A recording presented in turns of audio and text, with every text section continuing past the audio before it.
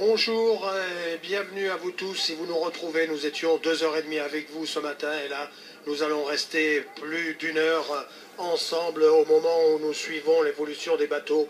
Vous avez vu le Virbac Paprec de Jean-Pierre Dick, le Safran de Marc Guillemot à quelques 31 minutes et 30 secondes du départ de cette 7e édition du Vendée Globe dans des conditions de mer qui sont très maniables. Il y a de l'air, hein.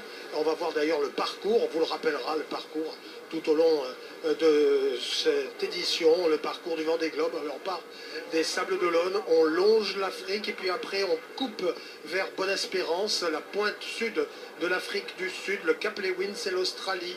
On laisse bien entendu sur la gauche la Nouvelle-Zélande et puis on arrive au Cap Horn et on remonte l'Atlantique Sud puis l'Atlantique Nord avant d'arriver ici au Sables d'Olonne où nous sommes, où nous voyons les concurrents qui sont maintenant en approche de la ligne de départ. On est en train de voir un petit peu quel jeu de voile on va pouvoir mettre. On est en train de regarder le bateau de Sam Davis, Savéol, qui a un riz dans la grand voile. On voit le Hugo Boss d'Alex Thompson, un petit peu comme le mécénat chirurgie cardiaque de Tanguy de la Motte. Pour l'instant, le seul concurrent qu'on ait vu avec grand voile haute, mais on ne les a pas encore tous vus, c'est le Virbac Paprec de Jean-Pierre Dick. On voit que ça secoue un petit peu quand même, hein, avec des conditions de mer qui sont somme toute très maniables. On va regarder le résumé de la matinée. Allez.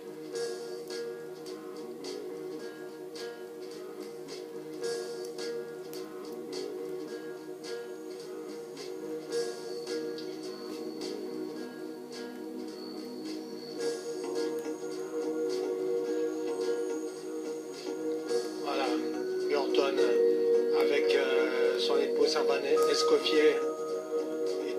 Toujours cette ambiance et ces moments de tension extrême, d'émotion, hein, parce qu'on voit les marins, les navigateurs, hein, qui sont là et qui regardent les camarades, les amis, la famille, le groupe bel de Quito de Pavan, Louis Burton, le sourire de Sam Davis.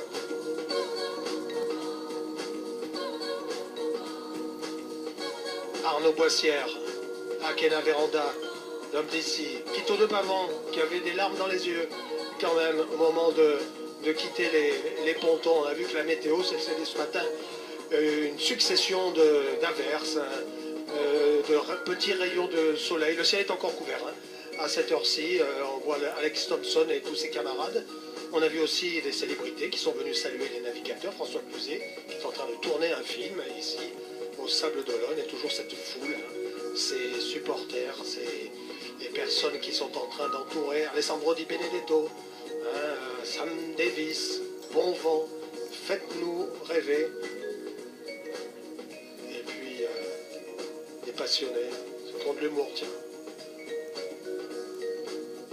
Bruno Rotaillot, le président de la SEM Vendée, Alex Thompson, qui a bien envie de terminer un Vendée Globe.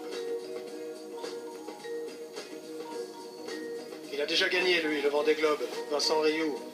Il y a 8 ans, il a envie de refaire le coup.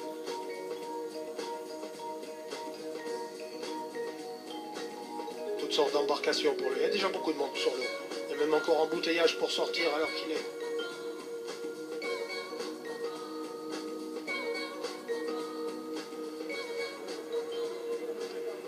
Et voilà, retour sur la zone de départ où on voit, et on vous le dira dans quelques instants avec Alain Gauthier, on voit que pour l'instant, eh bien, Virbac Paprec de Jean-Pierre Dick, un petit peu comme le nom, Hugo Boss, il avait un riz dans la grand voile. Jean-Pierre Dick, lui, il a grand voile haute et qu'on a l'impression que c'est en train de s'éclaircir. Enfin, on l'espère, on l'espère. C'est pas encore gagné, mais on l'espère. Vous voyez qu'il y a des caméras embarquées, que ces caméras embarquées vont nous permettre de suivre l'évolution des premiers 1000 de course. Et ça, c'est vraiment tout à fait génial de pouvoir le faire avec cette zone de départ qui est à 4000, un petit peu plus loin que les Sables d'Olonne, à la hauteur de Port-Bourgenet. Donc nous voilà avec Jean-Pierre Dick, avec son plan Van Petegem, Loriot-Prévost, Verdier, très très bon bateau. rapide, on le sait, avec un gréement conventionnel comparé à d'autres bateaux qui ont, vous savez, ces outriggers sur les côtés et donc qui peuvent avoir un mât L. Sur Virbac Paprec, c'est un gréement conventionnel. Des dérives courbes, comme on peut le voir, vous savez, cette partie blanche qui est près du drapeau de la Vendée. Des dérives courbes qui servent à compenser le manque de plan anti-dérive quand la quille du bateau est complètement inclinée au vent. Voilà, un superbe bateau préparé à Lorient par toute l'équipe autour de Jean-Pierre Dick pour essayer vraiment de franchir ces petits paliers qui manquent à Jean-Pierre pour franchir, faire un beau podium sur une course en solitaire. Et voilà le Savéol de Sam Davis qui a joué la sécurité. Savéol, Sam Davis. Vous voyez là encore, caméra embarquée. Hein, et on voit qu'on discute encore au tout dernier moment. Jusqu'à 4 minutes, on a le droit d'être à bord. Après, on saute à l'eau ou on prend une pénalité. À mon avis, vaut mieux ne pas s'amuser. Voilà le Savéol de Sam Davis, Alain Gauthier. L'ancien bateau de Roland Jourdain, le sympathique Bilou, qui nous a fait rêver aussi sur les nombreux Vendée Globe. Donc ce plan Lombard de 2004, donc un bateau vraiment d'ancienne génération. Hélas pour Sam, parce que c'est vrai qu'on aurait aimé la voir sur un bateau de toute dernière génération pour exprimer son talent. Déjà il y a 4 ans, elle naviguait sur un vieux bateau. Donc en tout cas, on est très heureux de la voir sur cette course pour nous ensoleiller les vacations.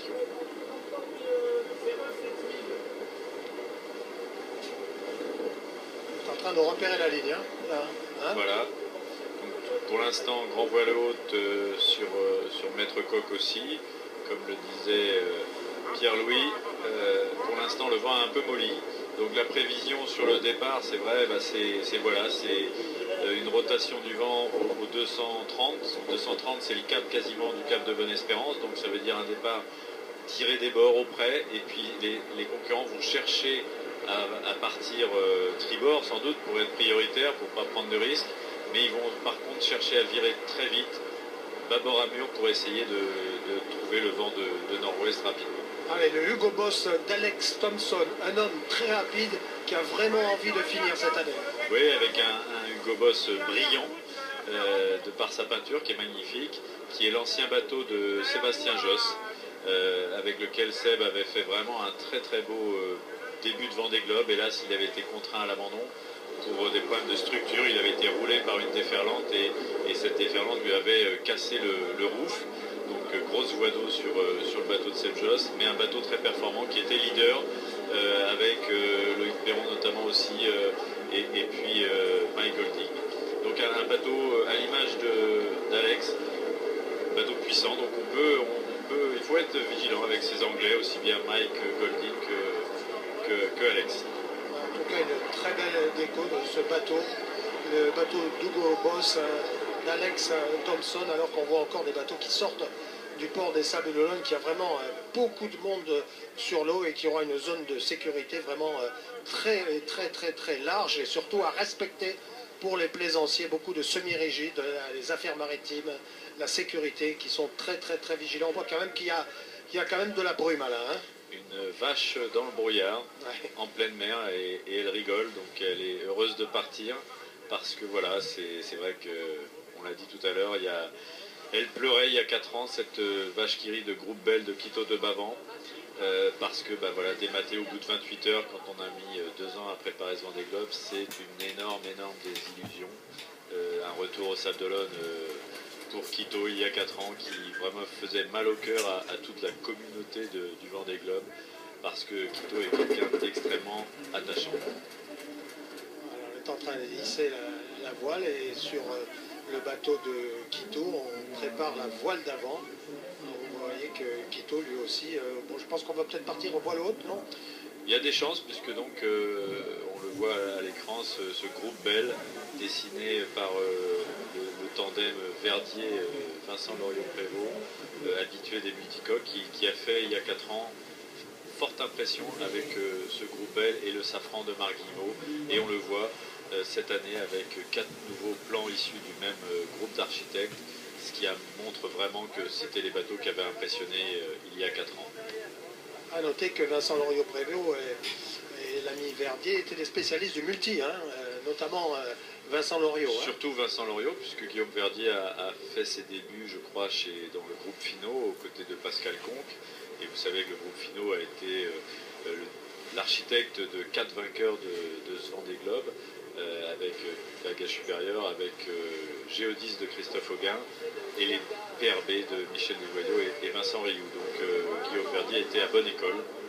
Et puis maintenant, il travaille au sein du Team New Zealand pour la Coupe América.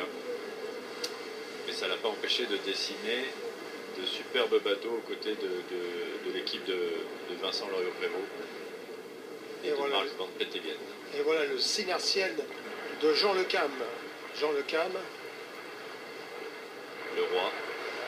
Le roi Jean, auteur, vous en souvenez peut-être, d'une fantastique course en 2004, un fantastique duel avec Vincent Rioux, une bagarre à tous les niveaux, ça attaquait, ça répliquait, Jean avait pris des risques pour aller dans les icebergs à un moment donné, pour essayer de créer un écart.